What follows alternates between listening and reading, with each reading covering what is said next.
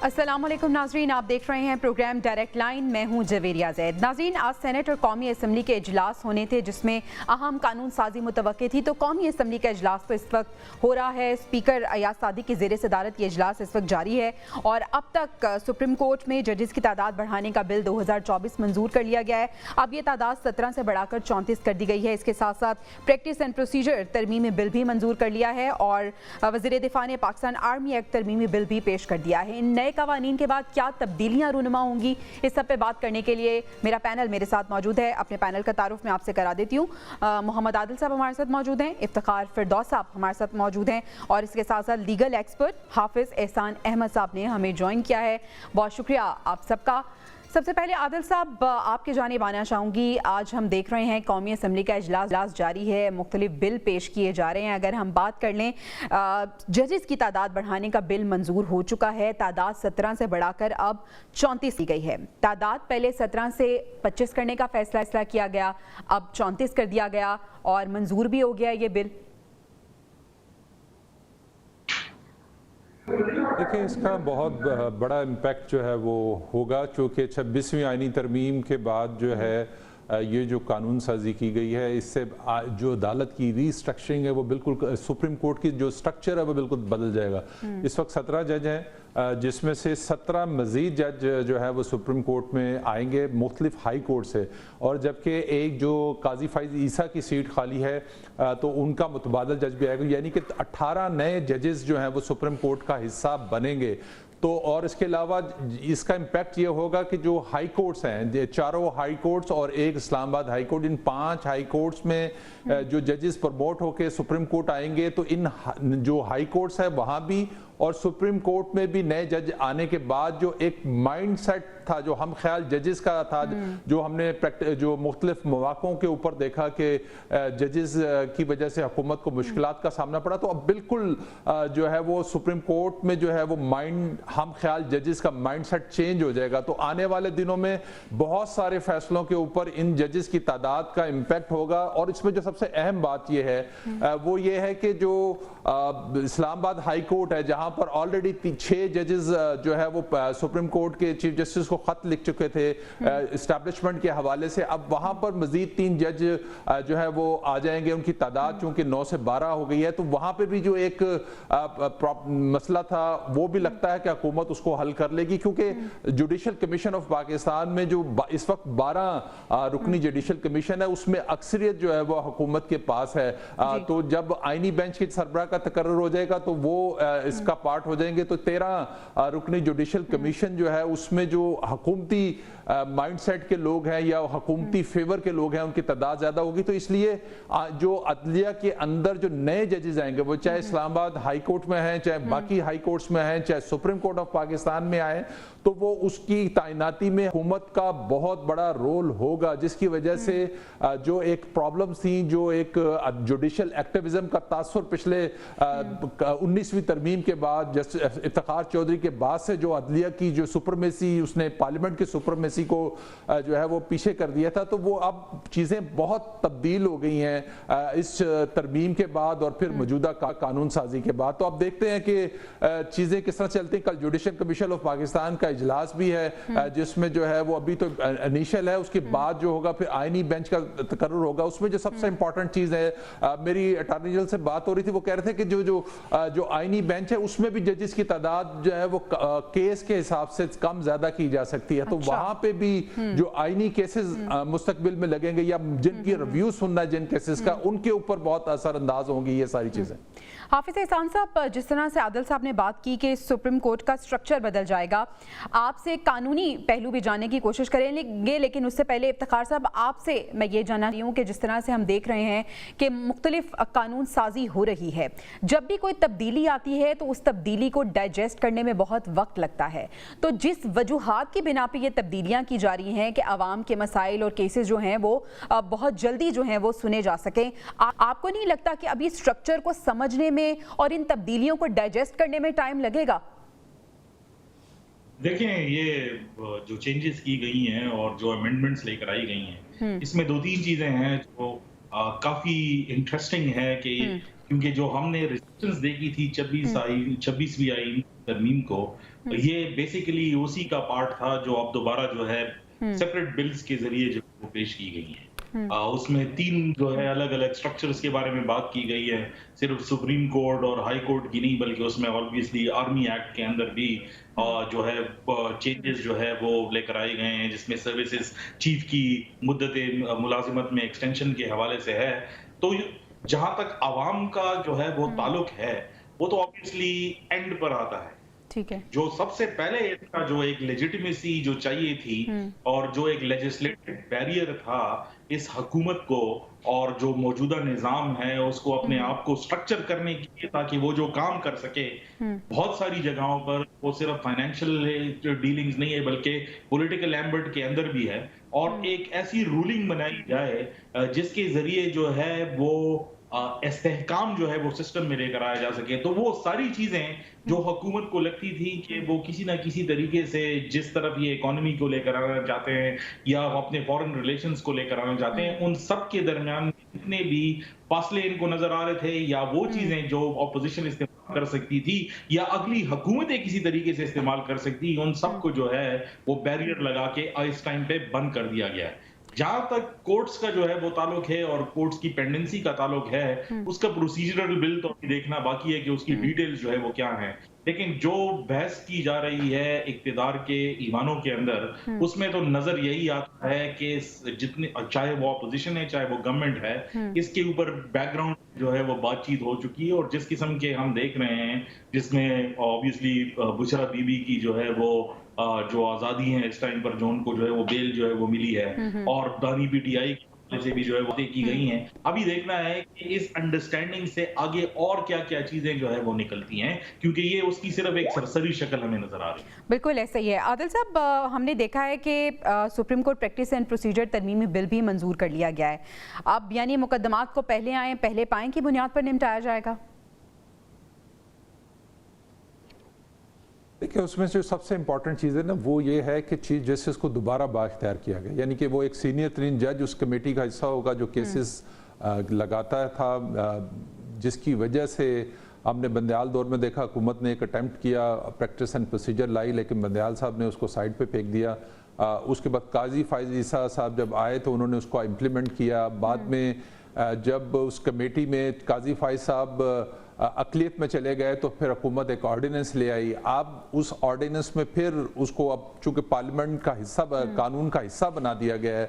तो उसमें जो अमेंडमेंट की गई है उसमें चीफ जस्टिस और सीनियर जज और उसके बाद एक चीफ जस्टिस की मर्जी से जज को शामिल किया जा सकता। तो यानी कि वो जो चीफ जस्टिस का जो दायरा इख्तियार था वो बढ़ गया है इसमें। वो अपनी मर्जी का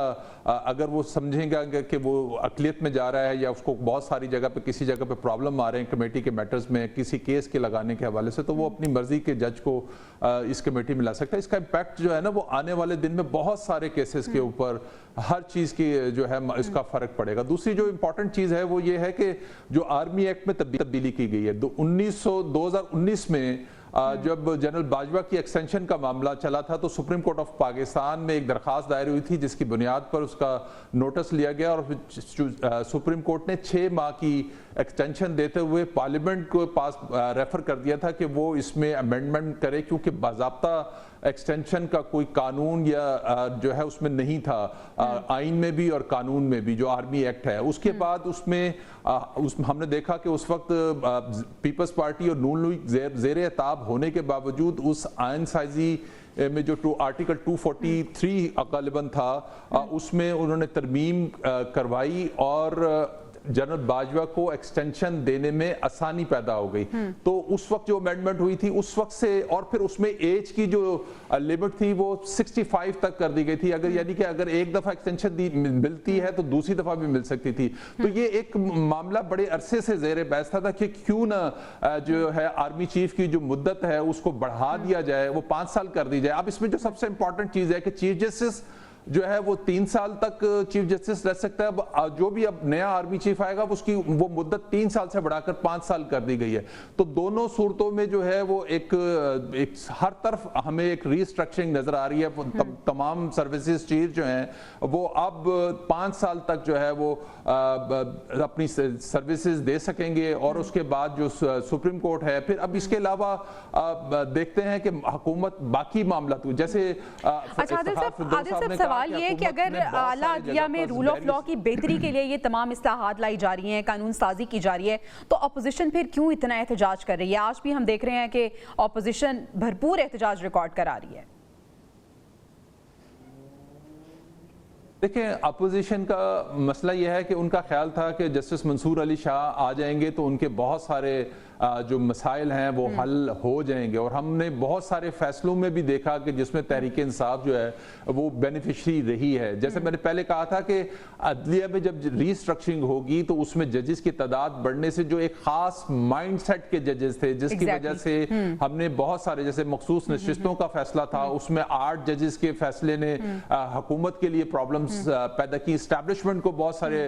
इश्यूज फेस करने पे, इलेक्शन कमीशन मसलसल जो है वो सारी सूरत हाल का दोचार था। तो अब नए माइंडसेट्स के जजेस जब आएंगे तो वो जो एक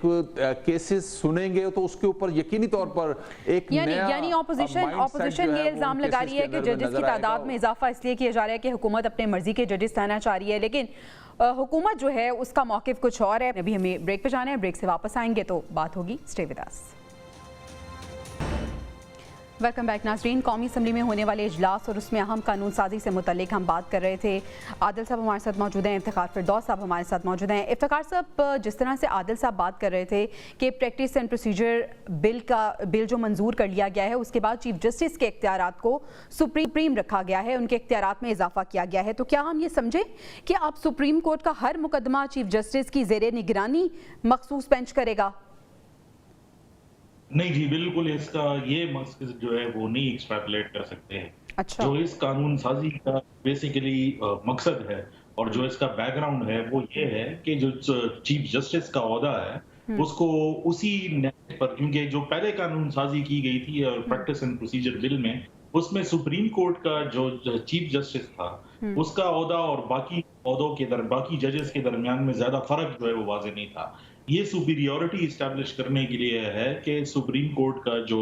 चीफ जस्टिस है बेसिकली की एक अपनी अथॉरिटी है कि जो लीगल इख्तियारात हैं उसको उसी मुतवाज़न के साथ रखा जाए जैसे पहले चीफ जस्टिस के थे, क्योंकि कानून साजी के तहत जो पहली 19वीं तरमीम से जो 26वीं तरमीम के जरिए जो इख्तियारात जो है वो पार्लियामेंट को दे दिए गए उसको बैलेंस करने के लिए जो एक्ट किया गया है की वजह से ये सारा काम जो है वो सामने जो है वो आया है। लेकिन इसके असरात जरूर होंगे।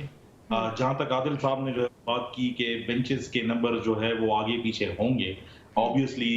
इसका जो एक इमेज है कि कौन से जज जो है वो कौन से केस जो है वो सुनेंगे उस बेंच के नीचे, उनकी तादाद जो है वो क्या हो, ये आगे पॉलिटिकल बहस का हिस्सा बनेगी। लेकिन जो अपोजिशन का एहतजाज है इस टाइम पर और जो उनको एक एंजाइटी थी इन सारी चीजों से, ये सारे बिल पास हो गए। अब इसको तरमीम का जो है वो हिस्सा जो है वो बना दिया गया है। They already been passed. मौलाना साहब कह रहे हैं हुकूमत एंटी टेररिज्म एक्ट में भी तब्दीली चाहती है।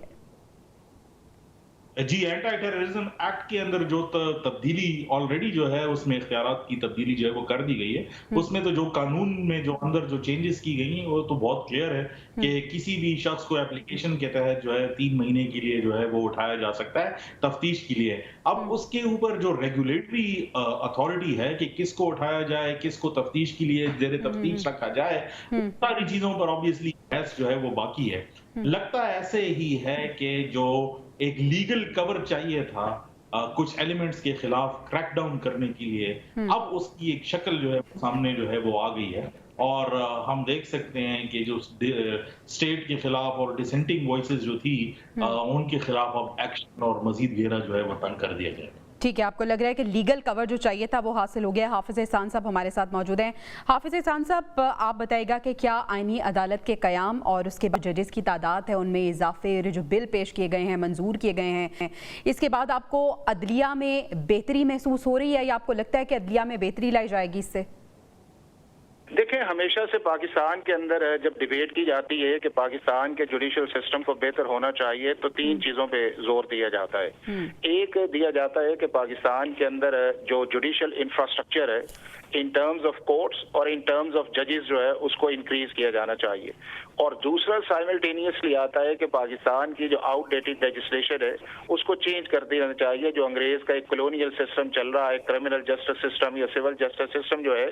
اس کو آپ اپنی ماڈرن ٹیکنیکس کے مطابق لیجسلیشن کریں اور اس کو بنائیں جی. اب ہر دفعہ جب بھی آپ دیکھیں کہ پاکستان بننے کے بعد جتنی بھی رپورٹس بنی ہے, 1956 میں رپورٹ بنی, 1968 کے اندر رپورٹس بنی, اس کے بعد ابھی پچھلے کئی رپورٹس بنی ہیں 2002 سے آنورڈ, سب نے یہی کہا ہے کہ پاکستان کا جتنا بیک لاگ پڑا ہوا ہے یا پاکستان کے اندر جتنا ڈیلیڈ جسٹس ہے اس کے لیے امیڈیٹلی ججز کی اسٹرینتھ کو بڑھانا چاہیے. اب پاکستان کی سپریم کورٹ اگر آپ دیکھیں تو 97 کے اندر اس کے ججز کی تعداد جو تھی وہ بڑھائی گئی تھی, 17 کی گئی تھی, اور اس وقت ملک کی آبادی 131 ملین تھی. آج اس کی آبادی جو ہے پاکستان کی تقریباً 25 کروڑ پہ پہنچ گئی ہے اور ججز کی تعداد ابھی بھی 17 ہے. اور دنیا بھر کے اندر جب بھی آپ کسی سپریم کورٹ کو کمپیئر کرتے ہیں تو تقریباً 8 سے 10 ملین لوگوں کے لیے ایک آپ کو سپریم کورٹ کا جج چاہیے. سری لنکا کی آبادی جو ہے وہ تقریباً 21 ملین ہے اور ان کے 17 سپریم کورٹ کے ججز ہیں.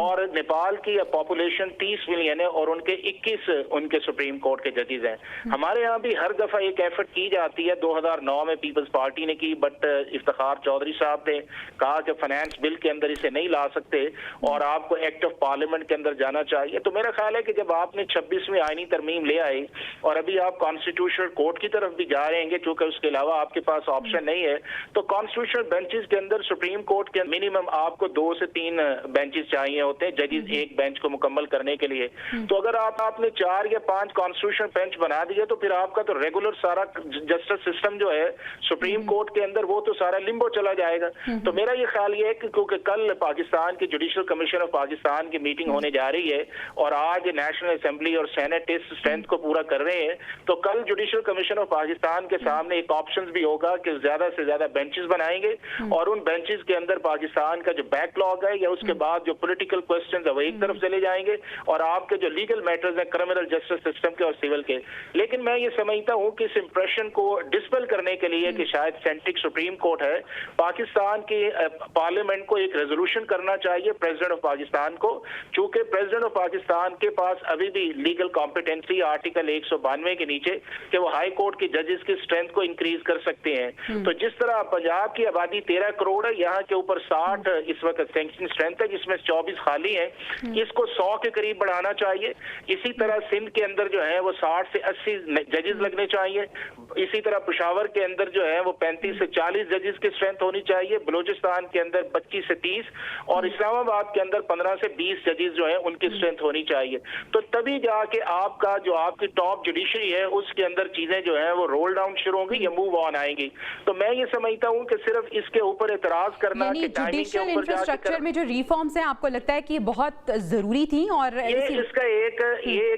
ایک فنڈامنٹل پرنسپل ہے کہ آپ دیکھیں نا کہ آپ کے پاس اگر جج اس وقت پورے ملک کے اندر تقریباً 1800 سے 2000 ججز ہیں, 25 کروڑ کی آبادی کو 1800 سے 2000 ججز کس طرح کوپ کر سکتے ہیں, اور آپ کی جو سپیریئر جوڈیشری ہے وہ تقریباً اس وقت 200 کے قریب ہے. تو 200 ججز جو ہیں کیا پورے پاکستان کو اس کیسز کو دیکھ سکتے ہیں؟ تو اگر یہ نہیں دیکھ سکتے, حافظ احسان صاحب آپ کی موجودگی کا فائدہ اٹھاتے ہوئے ایک اور بڑی کنفیوژن ہے جو ابھی کلیئر ہوتی ہوئی ہمیں نظر نہیں آ رہی کہ اب آئینی بینچز جو بنیں گے کون سے ایسے کیسز ہیں جنہیں سپریم کورٹ دیکھے گا, کون سے ایسے کیسز ہیں جنہیں آئینی بینچز دیکھیں گے, کیونکہ آج بھی اس طرح ہوا کہ دوران سماعت جسٹس منصور علی شاہ کی جانب سے کہا گیا کہ سارے کیسز کو آئینی بینچز کی جانب منتقل نہ کیا جائے, سپریم کورٹ بھی کچھ کیسز کو دیکھے گی. ہے کہ جنرلی تو یہ ہے کہ پاکستان کی سپریم کورٹ کے اندر جو بھی کیس جاتا ہے وہ کوسچن آف لا یا انٹرپریٹیشن آف لا ہوتا ہے, اور جب آپ کوئی سوال کرتے ہیں وہاں پہ کوسچن آف لا کا تو ڈیفینیٹلی اس کا کانسٹیٹیوشنل ریپلائی ہی آنا چاہیے پاکستان کی سپریم کورٹ سے. لیکن اگر جنرلی ڈیفائن کیا جائے تو میرا خیال ہے کہ 4 طرح کی جورسڈکشن جو ہیں ان کو ڈیفائن کیا جائے گا. ایک وہ ہے کہ جو آرٹیکل 184(3) کے نیچے پاکستان کی سپریم کورٹ کے اندر ڈائریکٹ کیسز فائل ہوں گے, چونکہ آرٹیکل 184(3) کی پاکستان पाकिस्तान का जो रेगुलर सुप्रीम कोर्ट है उसको पार नहीं दी गई। दूसरा उसके बाद ये है कि पाकिस्तान की जो कॉन्स्टिट्यूशनल कोर्ट है, जो आर्टिकल 199 के नीचे केसेस फाइल होंगे, जो पाकिस्तान की मुख्तलिफ हाई कोर्ट्स हैं 5, उनकी जो अपील जाएगी आर्टिकल 185 के नीचे, उसको पाकिस्तान का कॉन्स्टिट्यूशनल बेंचेस देखेंगे, वो पाकिस्तान का रेगुलर सुप्रीम कोर्ट नहीं देखेगा। तीसरा उसके अंदर ये है कि जो प्रेसिडेंट की एडवाइजरी जुरिस्डिक्शन है, जिस तरह आपने देखा होगा कि जुल्फकार अली भुट्टो साहब का रेफरेंस आया या आर्टिकल 63A का पीटीआई ने रेफरेंस भिजवाया, वो सारी कॉन्स्टिट्यूशनल बेंच में जाएंगे, रेगुलर सुप्रीम कोर्ट में नहीं जाएंगे। फिर जो आपके इंट्रा गवर्नमेंटल इश्यूज है, यानी कि प्रोविंस से रिलेटेड इश्यूज जो है विद फेडरल गवर्नमेंट या आपस में प्रोविंसेस के, वो कॉन्स्टिट्यूशनल बेंचेस की तरफ जाएंगे। और फिर ऐसा मामला जिसके अंदर कोई मेजर इंटरप्रिटेशन ऑफ लॉ है या वायरीज ऑफ लॉ जो है उसको चैलेंज कर दिया जाए नीचे, तो वो पाकिस्तान का कॉन्स्टिट्यूशनल बेंच देखेगा। तो जुरिस्डिक्शन तो किसी हद तक वाजे है, लेकिन मैं समझता ही हूँ चूंकि आपने जितनी देर तक दो जुरिस्डिक्शन जो है मुख्तलिफ दो फोरम्स पे नहीं लेके जाएंगे, ये कंफ्यूजन इसी तरह चलता रहेगा और जजेस की ऑब्जर्वेशन आती जाएंगी। तो मेरा ये ख्याल ये है कि जहाँ पे आप जजेस की स्ट्रेंथ बढ़ा रहे हैं पाकिस्तान की पार्लियामेंट को, या पाकिस्तान के अंदर अब एक जो बना हुआ है उस चीज के अंदर के कॉन्स्टिट्यूशनल कोर्ट पे जाना चाहिए, और वही इसका सोल्यूशन होगा। चूंकि कॉन्स्टिट्यूशनल कोर्ट आपको फेडरल लेवल पे भी चाहिए, और उसके बाद यही कंफ्यूजन जो है वो आपके हाई कोर्ट्स के अंदर है कि आएगी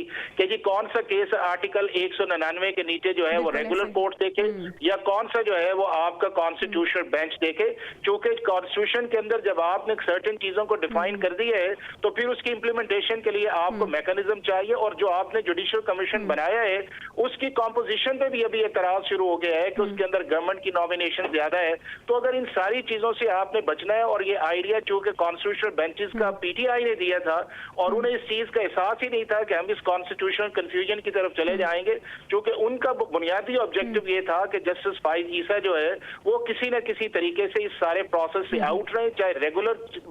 65-66 के अंदर या वो पाकिस्तान की कॉन्स्टिट्यूशनल कोर्ट के अंदर। और उसी को काउंटर करने के लिए मौलाना फजलुर रहमान साहब से कंसीड करवाया गया। लेकिन अब सबको इस चीज का एहसास हो गया है कि ये कॉन्स्टिट्यूशनल बेंचेस या जुडिशियल कमीशन या उसकी कॉम्पोजिशन या फिक्सेशन ऑफ केसेस जो है ये अल्टीमेटली आपको एक अलहदा सेपरेट जुरिस्डिक्शन की तरफ जाना पड़ेगा, और यो जजेस जो है ये आपने जो लगाए हैं इसको इधर रखें और उसके बाद कॉन्स्टिट्यूशनल कोर्ट की तरफ जाए, हाई कोर्ट्स के अंदर भी, पाकिस्तान के सारे 5 हाई कोर्ट्स में भी, और तब जाके फिर ये है कि आप इंडिपेंडेंटली इन सारे मामला को देखेंगे और एक आपका स्मूथ और एक फंक्शनल ट्रांजिशन भी आएगा, और इफेक्टिवली पाकिस्तान के आम आदमी को एक्सेस टू जस्टिस जो है उसके अंदर आसानी होगी। ठीक है आदिल साहब, आपको भी ऐसा लगता है कि जो आउटडेटेड लेजिस्लेशंस हैं उसमें तब्दीली और जुडिशियल इंफ्रास्ट्रक्चर में रिफॉर्म्स बहुत ज़्यादा ज़रूरी है, और अब जो किया जा रहा है ये वक्त की बहुत बड़ी ज़रूरत थी, और अपोजिशन की जानिब से जो एहतजाज किया जा रहा है, जो वो अपोज कर रहे हैं, उसका कोई फ़ायदा नहीं है?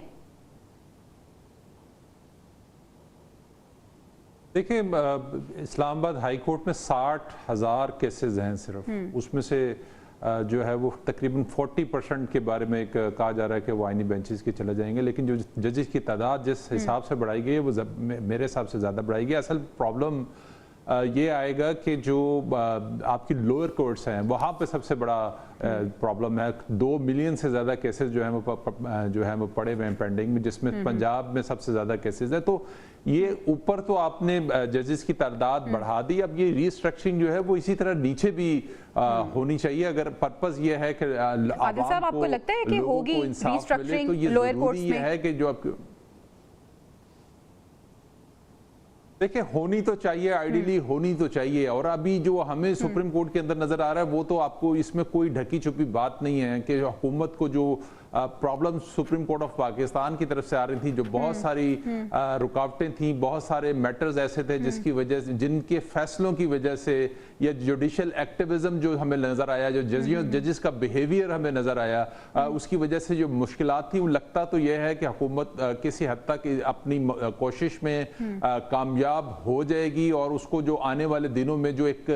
कंटिन्यूटी का जो एक तस्वुर इस वक्त इस्लामाबाद में मौजूद है कि हुकूमत को फैसले करने में आसानी आए और अदालतों की तरफ से रुकावटें ना आए, तो उसमें मुझे लगता है कि हुकूमत काफ़ी हद तक कामयाब हो जाएगी। अब मामला तो सिर्फ हुकूमत की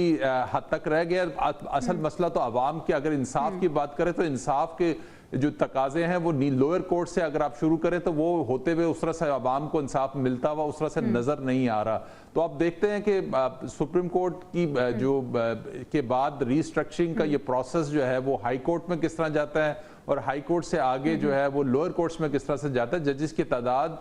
जो है वो हाई कोर्ट ठीक है, ये रिफॉर्म्स लोअर कोर्ट्स में भी होना बहुत ज़रूरी है। इफ्तिखार साहब, आपको भी ऐसा लगता है कि लोअर कोर्ट्स में ये रिफॉर्म्स बहुत ज़्यादा ज़रूरी हैं? और एक और सवाल, अभी ये पार्टी हुकूमत में है तो कोई अदालती रुकावटें ये नहीं देखेगी। जब यही पार्टी अपोजिशन में जाएगी और अपोजिशन हुकूमत में आएगी तो फिर क्या किया जाएगा?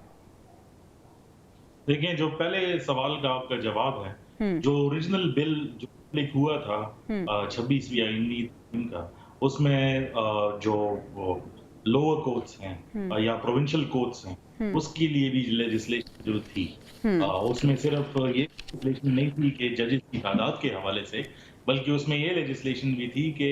प्रोविंशियल लेवल पर जो है कॉन्स्टिट्यूशनल बेंचेस जो है वहां पर भी जो है वो, बल्कि अदालत भी बनाई है जो ओरिजिनल उसकी फॉर्म थी, उसके ऊपर जो है वो एग्रीमेंट नहीं आ सका और जो हुआ वो हमारे सामने है। लेकिन होना चाहिए टेक्निकली, क्योंकि जो अगर आवाम की रिलीफ की बात है तो वो लोअर कोर्ट्स के साथ जो है वो मुतसिल है। इसमें कोई दो राय नहीं है कि जितनी सफरिंग और जितने इसके मुताबिक सर्विस हैं, ये हमारी कोई अपनी राय नहीं है, बल्कि ये एम्पिरिकल एविडेंस है कि लोअर कोर्ट्स में जो है प्रॉब्लम। ठीक है, यानी जुडिशियल इंफ्रास्ट्रक्चर रिफॉर्म्स बहुत ज़रूरी है, लेकिन इसके साथ साथ अगर आवाम का भला चाहते हैं तो लोअर कोर्ट्स की रिफॉर्म्स भी बहुत ज़्यादा ज़रूरी है। नाज़रीन, आज तक के लिए इजाज़त दीजिए, आपसे इंशाल्लाह मुलाकात होगी कल। अल्लाह निगहबान।